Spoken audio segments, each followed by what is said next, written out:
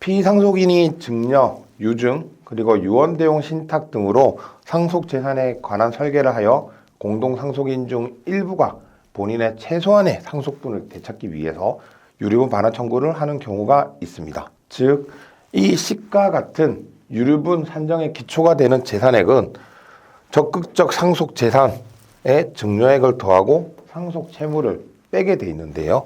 이에 대해서 당해 유류분 권자의 유류분의 비율을 곱하고 본인 유류분 권리자가 받은 특별수익이 있다면 이걸 빼주고, 그리고 상속재산 분할로 받은 재산이 있으면 이 부분 역시 빼게 되어 있습니다.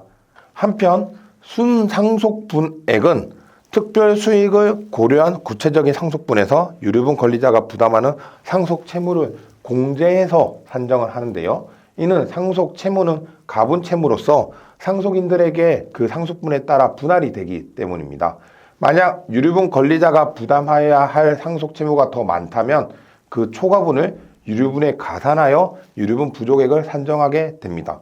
그런데 보통 부동산을 증여, 유증, 그리고 유언대용 신탁 등으로 상속인 중 일부에게 이전하는 경우 그 부동산에 임대차 계약이 체결되어 반환하여야 할 임대차 보증금이 있거나 근저당권이 설정되어 있는 경우가 있습니다. 이 경우 위 임대차 보증금이나 근저당 채무를 어떻게 볼 것인가가 문제가 되는데, 다시 말해 원래라면 반환하여야 할 임대차 보증금이나 근저당권 채무는 피상속인의 상속 채무로서 공동상속인들이 부담하여야 할 채무이지만 위 임대차 계약이나 근저당권 계약이 체결된 부동산이 상속인 중 일부에게 이전되었다면 이를 어떻게 처리해야 하는지가 문제가 되는 것입니다.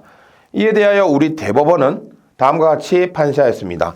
유언자가 임차권 또는 근저당권이 설정된 목적물을 특정 유증하였다면 특별한 사정이 없는 한 유증을 받은 자가 그 임대보증금 반환채무 또는 피담보채무를 인수할 것을 부담으로 정하여 유증하였다고 볼 수 있다.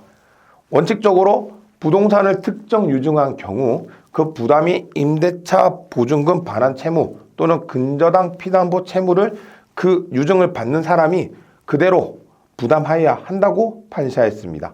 여기에서 특정 유증이라는 단어를 보실 수가 있는데요. 저희 채널을 보시는 분들은 어떤 의문이 드실 수 있습니다. 즉, 유증에는 포괄 유증과 특정 유증이 있는데 왜 특정 유증이라고 적어놨을까? 이는 포괄 유증과 특정 유증의 차이에 기인하는 것인데요. 포괄 유증은 상속 재산의 전부 또는 일부 비율에 의한 유증을 의미하는데, 이 포괄 수증자, 즉 포괄 유증을 받은 자는 상속인과 동일한 권리 의무를 가지게 됩니다.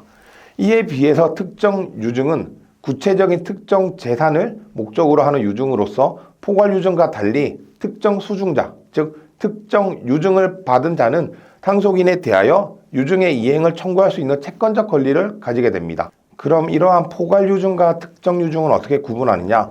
결국 그 구분법은 유언에 사용한 문헌 및 그 외 재반 사정을 종합적으로 고려해야 하는데요.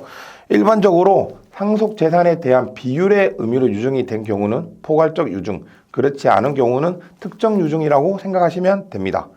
이와 같이 포괄 유증과 특정 유증의 차이 때문에 포괄 유증을 받은 자는 당연히 상속인과 같은 지위에서 적극 재산뿐 아니라 소극 재산도 승계하게 되는데 반하여 특정 유증은 그 유증받은 특정 재산만 받기 때문에, 예를 들어 10억짜리 부동산이 있고 8억짜리 임대차 보증금 반환 채무가 있는 경우 당연히 특정 유증을 받은 자는 10억짜리 부동산만 가지고 싶고 8억의 임대차 보증금 반환 채무는 받고 싶어 하지 않기 때문에 이러한 다툼이 생기게 되는데요. 우리 대법원은 특별한 사정이 없는 한 특정 유증의 경우에도 이러한 임대 보증금 반환 채무, 근저당권 피담보 채무도 그 특정 유증을 받은 사람이 인수할 것을 부담으로 정하여 유증하였다고 판단한 것입니다.